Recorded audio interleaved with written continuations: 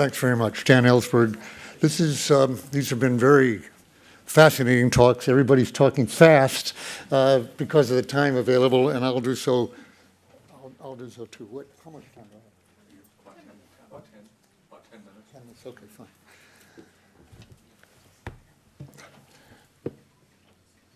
One of the very best talks here was a fascinating talk, brilliant, by Nikki here.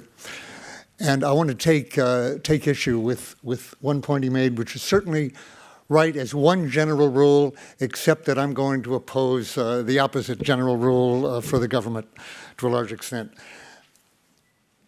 Journalists believe, to a very large extent, I have found in the last 40 years, what the public believes, which is that the government can't keep secrets.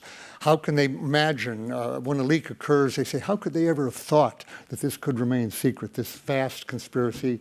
And how could they have thought that this sort of thing, so dehumanized, so cynical, so heartless, could remain secret, that people would keep that secret? Very rarely do journalists or people in the public react to a leak in a way that I would recommend very much, and that is to take it as a challenge to ask the question, why didn't we know this earlier?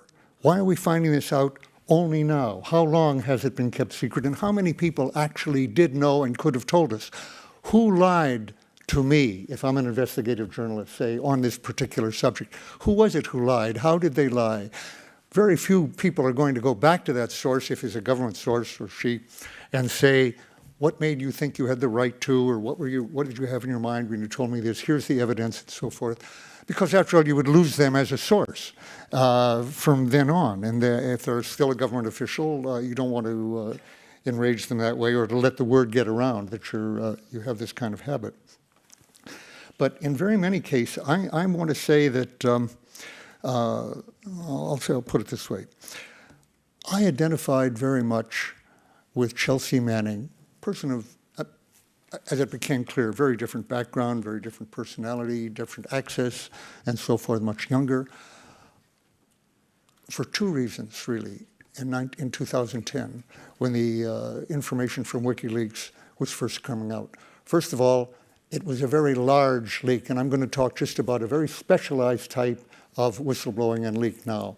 Not the ordinary kind, which is extremely important, just as important, but a particular kind.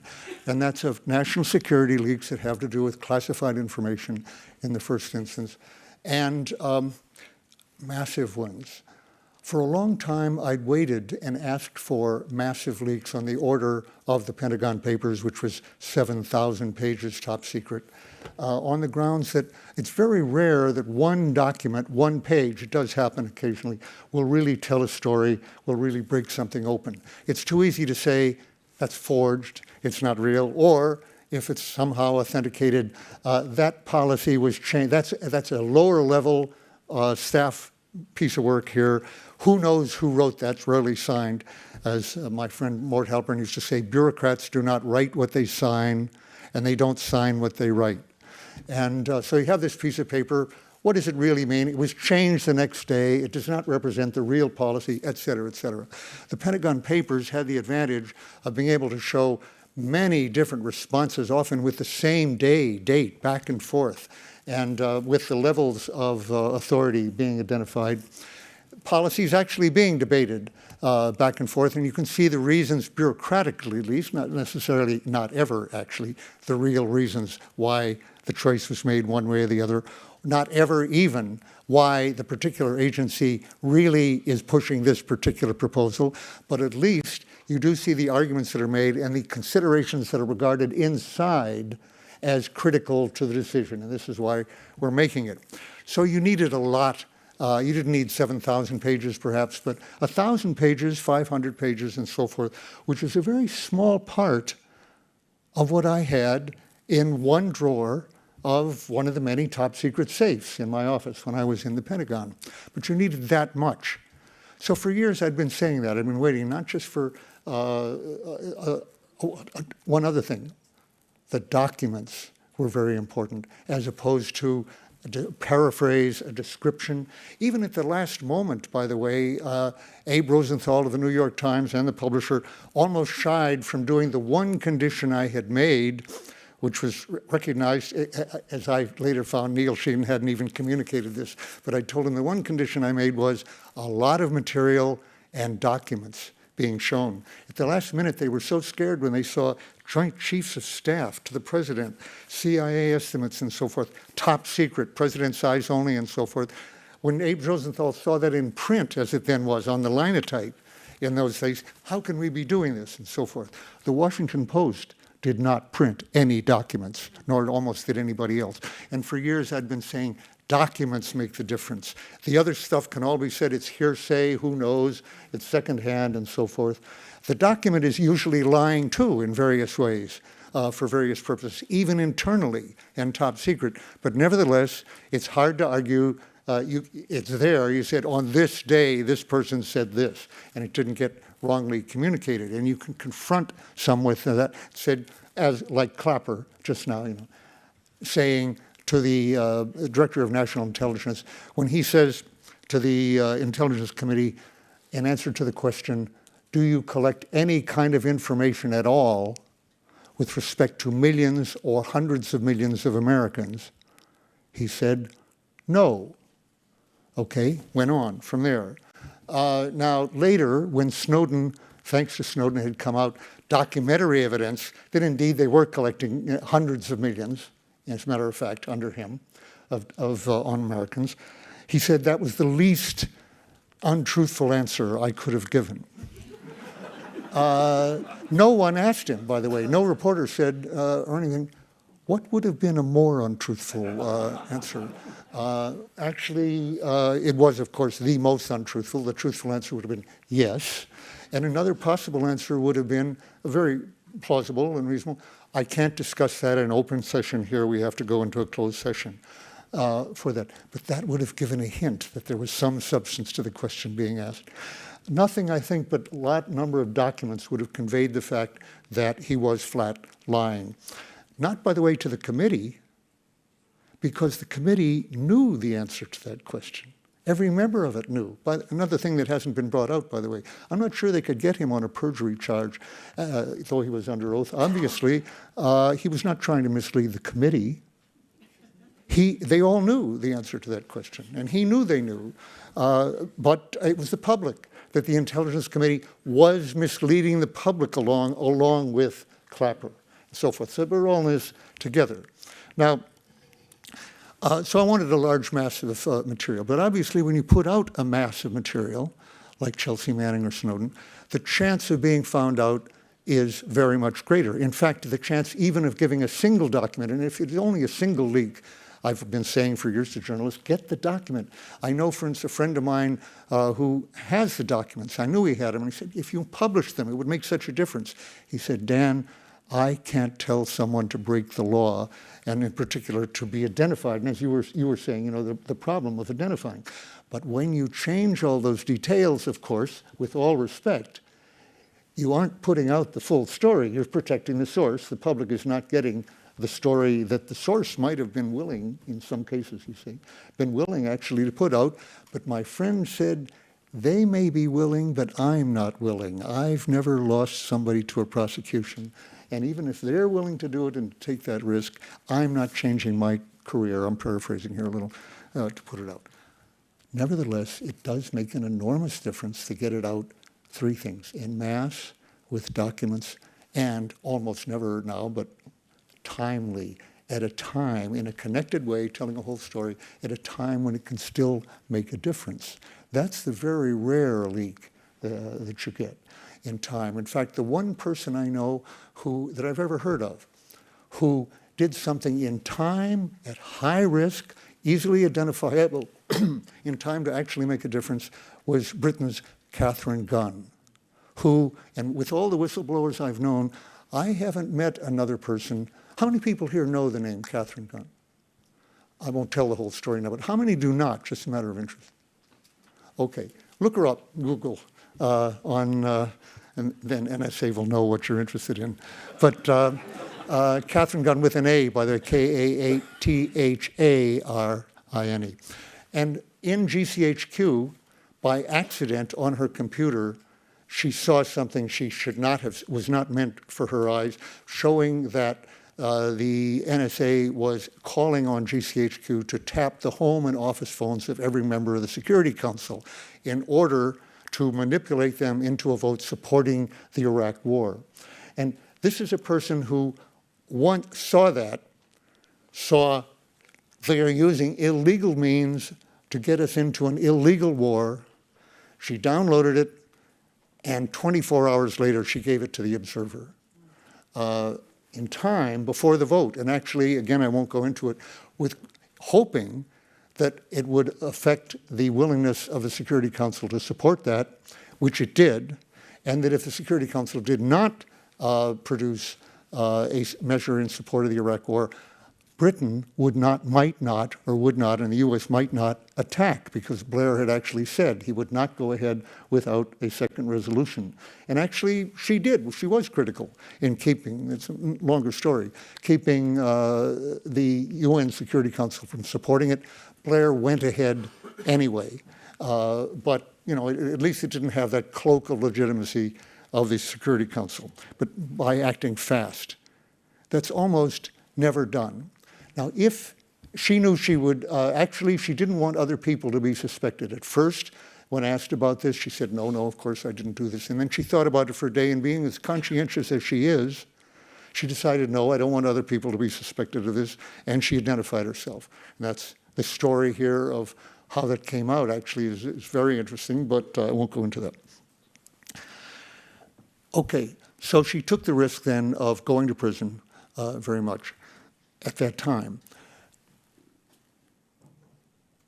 Chelsea Manning could almost surely have gotten away with, or then Bradley Manning, with not being identified, because what she was revealing was actually low-level stuff. I'll just say in a throwaway line here, the secret stuff that she put out, then Bradley Manning put out in the form of hundreds of thousands of cables, was at a level that I did not have time to read when I was in the Pentagon. I had to give a directive, don't send me stuff on Vietnam that is secret, which is what she put, or unclassified, only top secret, LIMDIS, XDIS, NODIS, stuff that she did not put out. She discriminated against it and so forth. It was amazing how much crime there was in that. I had to look back at it and realize I must have been missing more than I thought in the Pentagon. I didn't know they would put so much about torture and assassination at the only secret level. But so many people had access to that, hundreds of thousands had access to that they couldn't really have identified it if she hadn't made the mistake of discussing, and this is the kind of thing you don't tell anyone, to Adrian Lamo. But that means that tens of thousands of people who saw this material as illegal as she did and surrounded could have done it. Okay, in Snowden's case, but when I read the statement that she'd made to Adrian Lamo in the chat log, I'm ready to go to prison for life or even be executed. I felt, that's the way I felt 40 years ago. And I've been waiting 40 years to see somebody else say that, and I haven't seen that ever before, somebody say that. Now, just 3 years later, Snowden said almost the same thing. There are things worth dying for, he said to an interviewer. I've just come from talking to Snowden. But again, in both cases, large numbers of material, almost, Snowden's reason for identifying himself was the same as mine.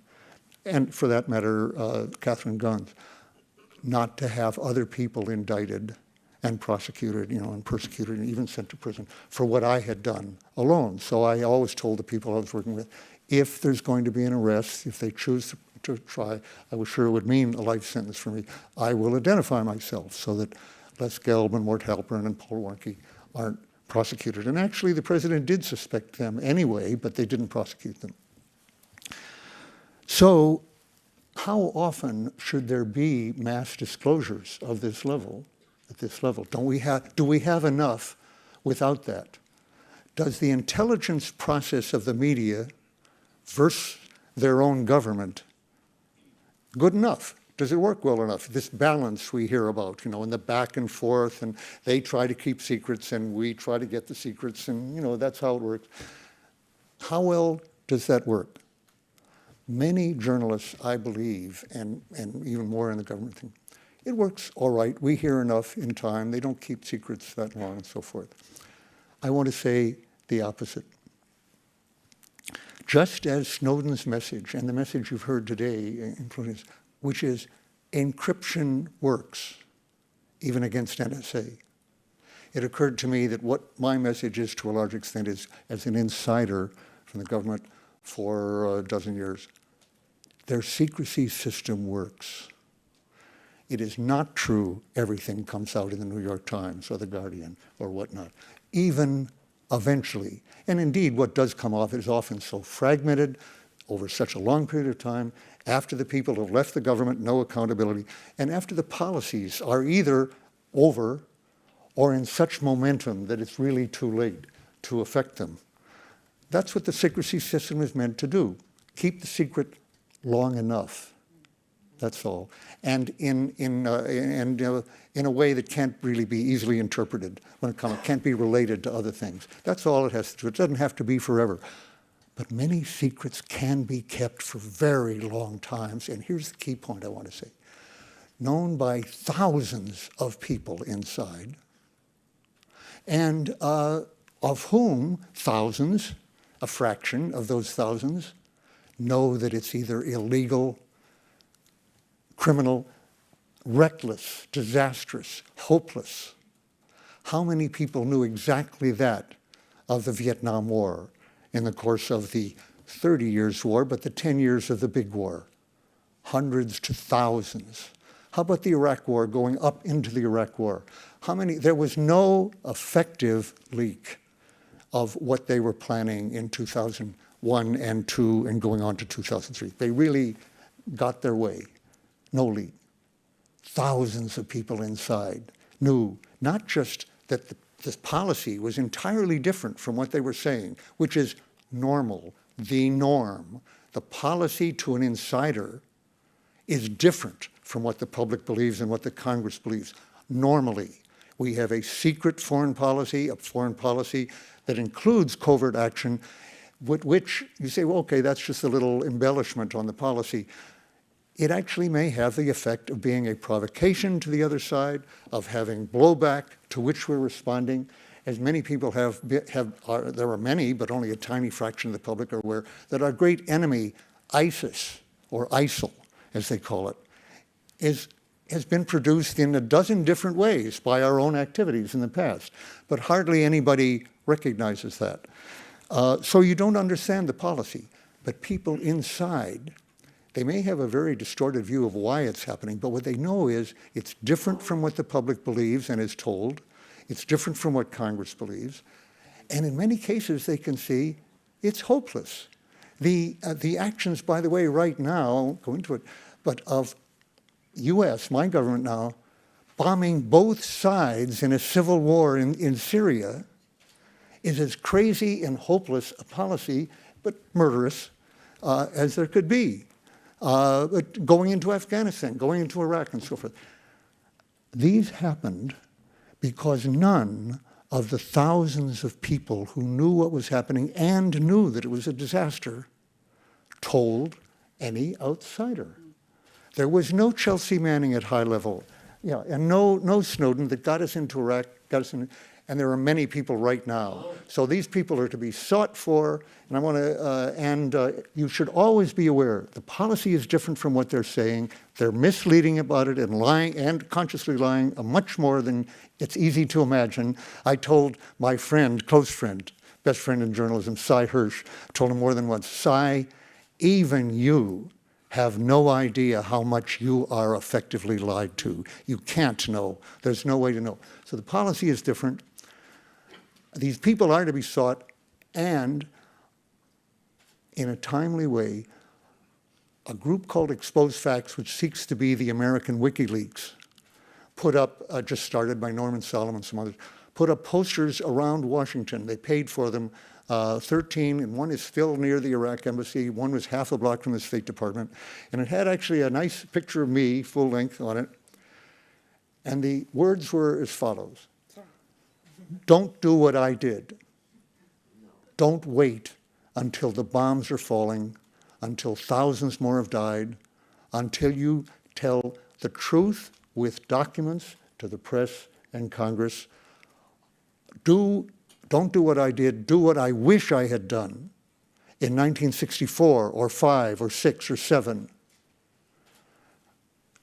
Go in a timely way and take whatever personal risk there may be. A war's worth of lives may be saved. Thank you. Don't go away.